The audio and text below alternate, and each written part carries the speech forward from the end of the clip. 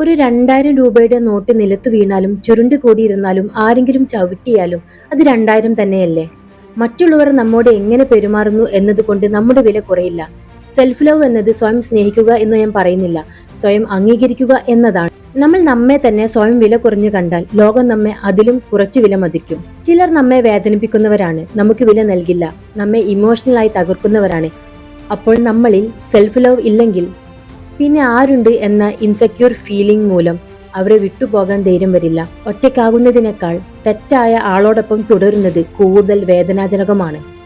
ബന്ധങ്ങളിൽ ഒരു കൃത്യമായ അതിർത്തി ഇടാൻ ഇവർക്ക് സാധിക്കില്ല. സെൽഫ് ലവ് ഉണ്ടായാൽ ശരിയായ ആളുകളെ തിരഞ്ഞെടുക്കാൻ കഴിയും, മനസ്സിനെ സംരക്ഷിക്കാൻ കഴിയും, നമുക്ക് അർഹതയുള്ള ജീവിതം തന്നെ നമുക്ക് ബിൽഡ് ചെയ്യാൻ സാധിക്കുന്നു. ഓർക്കുക, സെൽഫ് ലവ് സ്വാർത്ഥതയല്ല, അതൊരു ശക്തിയാണ്. സ്വന്തം മൂല്യം അറിയുന്നവരാണ് ജീവിതത്തിൽ മുന്നോട്ട് പോകുന്നത്.